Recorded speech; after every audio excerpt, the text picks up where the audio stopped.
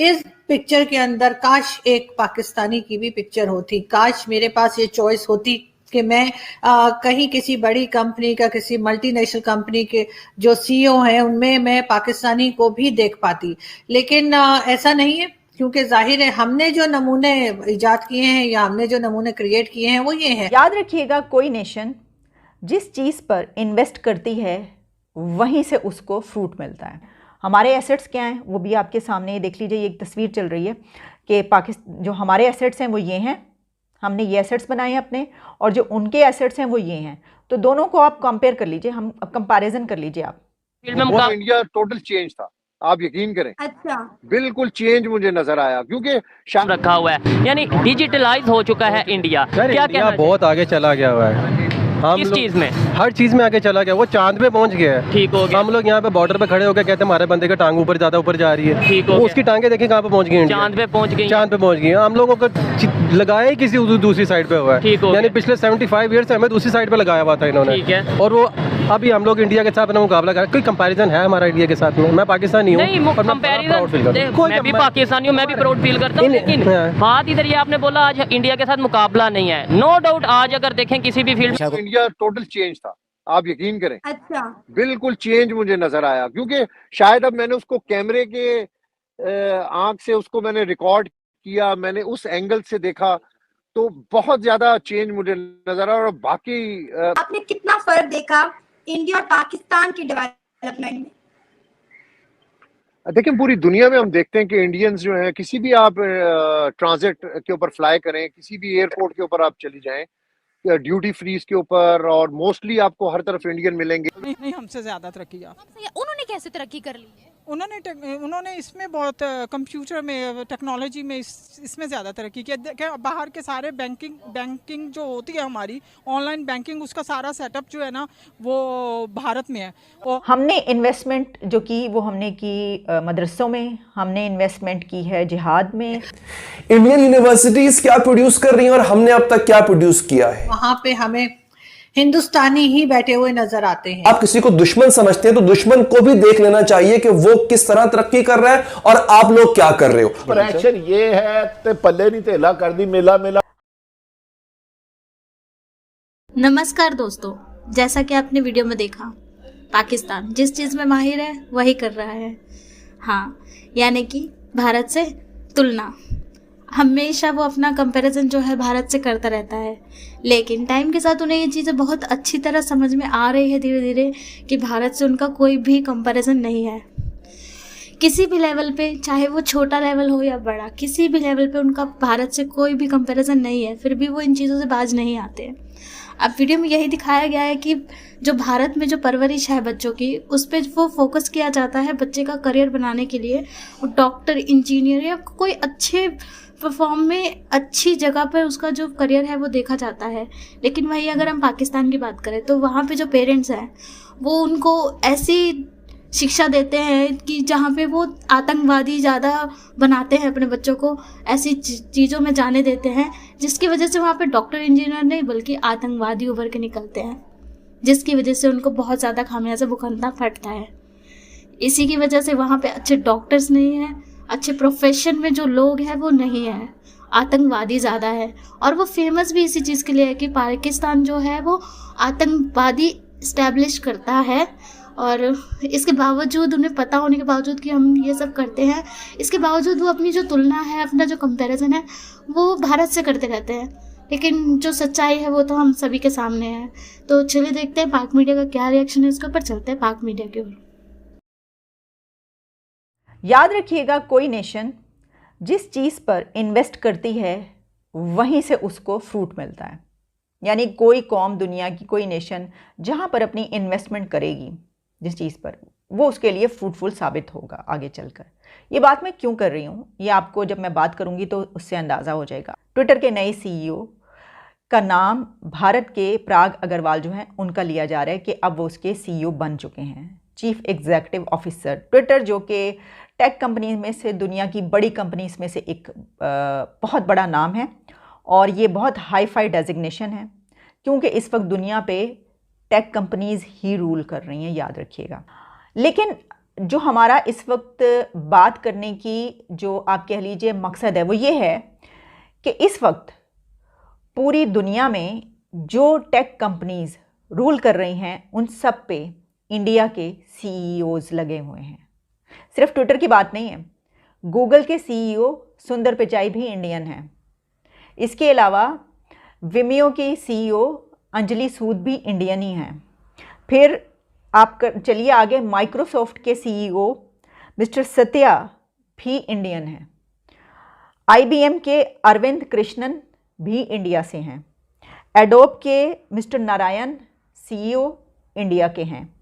और इसके अलावा VMware मिस्टर रघु वो भी इंडिया के हैं। विमियो को अब मैंने बता दिया अंजलि सूद है। और इसके अलावा गूगल क्लाउड, फिर ये के पालो आल्टो नेटवर्क्स, नेट ऐप और सिलिकॉन वैली। आप सिलिकॉन वैली में आप जाइए, आप देखिएगा कि वहाँ पे बड़ी तादाद जो सिर्फ हाई डेजिग्नेशंस पे तो हैं ही हैं, लेकिन बड़ी तादाद वर्कर्स की भी जो है आपको पता चलता है कि इनका ताल्लुक भारत से है। हमने इन्वेस्टमेंट जो की वो हमने की मदरसों में, हमने इन्वेस्टमेंट की है जिहाद में सोच पैदा करने के लिए, हमने इन्वेस्ट किया फंडामेंटलिज्म में, बुनियाद परस्त जो लोग हैं उनका जहन साजी करने में। तो हमने जिस चीज़ पर इन्वेस्ट किया है वो आपके सामने है और उन्होंने जिस चीज़ पे इन्वेस्ट किया है वो भी आपके सामने। इस वक्त पूरी दुनिया पर टेक कंपनीज़ पर जो है वो उनका राज है। हमारे एसेट्स क्या हैं वो भी आपके सामने देख लीजिए। ये एक तस्वीर चल रही है कि पाकिस्तान जो हमारे एसेट्स हैं वो ये हैं, हमने ये एसेट्स बनाए हैं अपने, और जो उनके एसेट्स हैं वो ये हैं। तो दोनों को आप कंपेयर कर लीजिए, हम कंपैरिजन कर लीजिए आप। देखिए हमारे तो बहुत बड़े असासे हैं ना। हम तो कह रहे हैं कि जनाब वो इलेक्शन भी लड़ेंगे और इन्होंने जो है वो पाकिस्तान को आगे लेकर चलना है, बिल्कुल। तभी तो हम उनको इस तरीके से जो है वो आगे लाइमलाइट कर रहे हैं, उनको आगे लेकर आ रहे हैं, आगे बढ़ा रहे हैं। इसकी वजह यह है कि इन्होंने ही आगे बढ़ना है और यही लेकर चलेंगे हमारी नस्लों को आगे। और अभी तक हमारी जनरेशन्स को यही लेकर चल रहे हैं। देखिए ना, हमने जो जंग है रशिया वाली और वो सारी सब जिहाद की जंग हमने लड़ी ना हमारे मुल्क में, तो तभी तो ये सिचुएशन है इस वक्त। शायद अब मैंने उसको कैमरे के आंख से उसको मैंने रिकॉर्ड किया, मैंने उस एंगल से देखा तो बहुत ज्यादा चेंज मुझे नजर आया। और बाकी आपने कितना फर्क देखा इंडिया और पाकिस्तान की डेवलपमेंट में? देखिए पूरी दुनिया में हम देखते हैं कि इंडियंस जो हैं, किसी भी आप ट्रांजिट के ऊपर फ्लाई करें, किसी भी एयरपोर्ट के ऊपर आप चली जाएं, ड्यूटी फ्रीज के ऊपर, और मोस्टली आपको हर तरफ इंडियन मिलेंगे। आपने कितना फर्क देखा इंडिया और पाकिस्तान की डेवलपमेंट में? देखिए पूरी दुनिया में हम देखते हैं कि इंडियंस जो हैं, किसी भी आप ट्रांजिट के ऊपर फ्लाई करें, किसी भी एयरपोर्ट के ऊपर आप चली जाएं, ड्यूटी फ्रीज के ऊपर, और मोस्टली आपको हर तरफ इंडियन मिलेंगे। आप यूएस चले जाएं, ऑस्ट्रेलिया चले जाएं, आप यूरोप पूरा ट्रेवल करें, आपको कोई मिले, पाकिस्तानी भी आपको मिलेंगे, लेकिन आपको इंडियन आपको नजर आएंगे। तो मैं समझता हूं कि ये जब वहाँ पे एजुकेशन लेवल बहुत ज्यादा हाई है, वहाँ पे रूल्स एंड रेगुलेशन मैंने देखे कि हर किसी को फॉलो करना पड़ता है और हर कोई वहाँ पे फॉलो कर रहा है। नहीं हमसे ज्यादा तरक्की किया। उन्होंने कैसे तरक्की कर ली है? उन्होंने इसमें बहुत कंप्यूटर में, टेक्नोलॉजी में इसमें ज़्यादा तरक्की की। बाहर के सारे बैंकिंग जो होती है हमारी ऑनलाइन बैंकिंग, उसका सारा सेटअप जो है ना वो भारत में है। और हम जब फ़ोन करते हैं ऑनलाइन बैंकिंग में, कोई भी ऑनलाइन हमें कोई प्रॉब्लम होती है, एक्टिवेशन करनी है या अपने कार्ड के बारे में इंफॉर्मेशन लेती है, तो हमारी सीधी जो कॉल है वो भारत जाती है। सीधी कॉल भारत जाती है। आप लंदन से हो ना? वहाँ पर जो ज़्यादा कंपनीज वगैरह है, वहाँ पर इंडियंस का कितना, वहाँ पर आप कह लें कि कितने इंडियंस हैं वहाँ पर, या किस किस कंपनीज में हमें इंडियंस नजर आते हैं? बैंकों में आते हैं। आज जो खबर मैं आपको दे रहा हूँ ना, और जो बात मैं आपको बताने जा रहा हूँ, वो किसी मुल्क के लिए तो बड़ी खुशी की बात है। मुझे भी खुशी हुई, लेकिन मुझे अफसोस भी हो रहा है, मुझे थोड़ी सी नहीं बल्कि मुझे बहुत ज्यादा से शर्मिंदगी भी हो रही है। अभी जो खबर आई, आज पूरा दिन इस पे बात हो रही है, ट्रेंड चल रहा है इस वक्त, कि ट्विटर का जो नया सीईओ है वो भी एक इंडियन है।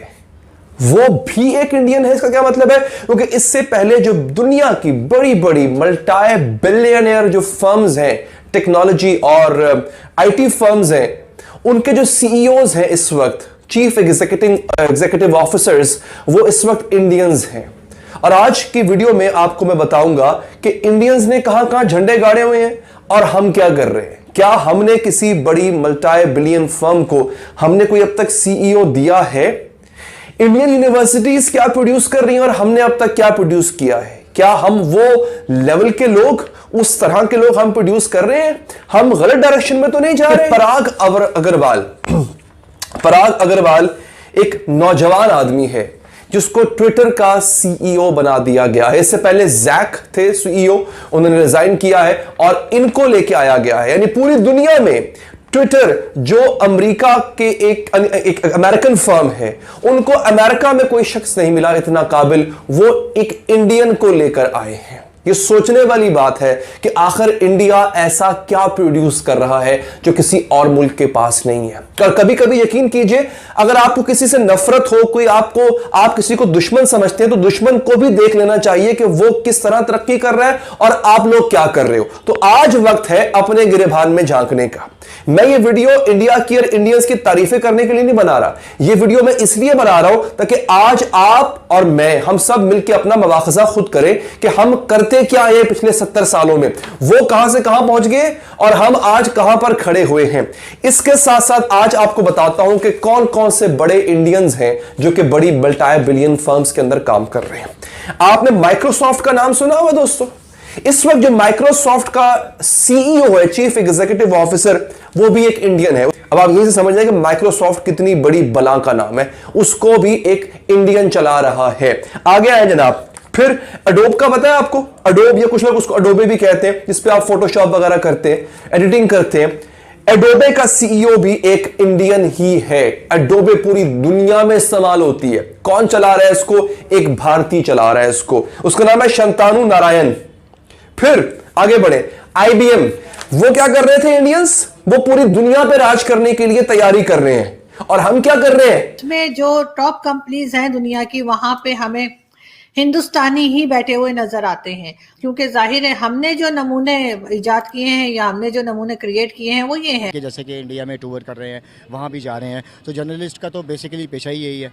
जर्नलिस्ट तो हर किसी को हाईलाइट करना होता है, तो इस तरह बहुत सारी चीज़ें होती हैं। उन्होंने बताया कि जो डॉलर एक्सचेंज करवाने गए, आपको पता होगा ना, यहाँ से जो भी जाते हैं डॉलर साथ लेके जाते हैं कि बाहर किसी भी कंट्री में जाकर डॉलर एक्सचेंज करवा के उनकी करेंसी ले लीजिए उस कंट्री की। तो हाँ जी, ये गए और उन्होंने 83 उनके अपने, हमारी जो यहाँ पर 270-75 की चल रही करेंसी, लेकिन जब वो वहाँ पर एक्सचेंज करवाने के हैरान रह गए जर्नलिस्ट। वो कहने लगे कि भाई 83 रुपये की यहाँ पर डॉलर की कीमत 83 रुपये, और कहने लगे भाई पाकिस्तान को क्या हो गया, पाकिस्तान के तो हालात ख़राब कर दिए। और 83 रुपये उनके $1 के मुकाबले हमारे 273 रुपये। क्या कहना चाहेंगे कि उनके स्टेबल कैसे है पैसा? यार स्टेबल नहीं है। देखिए, सबसे बड़ी बात है कि अगर बात की जाए डॉलर्स की और रेट्स की, तो आपको पता ही है कि हमारी करेंसी डाउनफॉल पे है। डाउनफॉल पे जो रहती कसर थी हमारी, कोविड-19 ने पूरी कर दी ना। तो बहुत सारे मुल्क तो पूरी दुनिया में वही ना, 172 मुल्क थे, ममालिक थे, लेकिन उसमें आपने ये देखा होगा ऑलमोस्टली कि ईरान ने इसको तसव्वुर नहीं किया था। इसमें बहुत सारी बुनियादी चीज़ें हैं। इसी तरह ही अगर आप बात, आपके सवाल पे मैं आता हूँ कि डॉलर की बात की जाए, तो डॉलर में अप डाउन, ये यहाँ से करेंसी लेके जाना, और जब इनको डिफरेंस वहाँ पे फील होता है ना, तो तब ये चीखें मारते हैं। उससे पहले जब रेट्स आ रहे होते हैं, इसको सीन कर रहे होते हैं, तो तब मेरे ख्याल से इस तरह के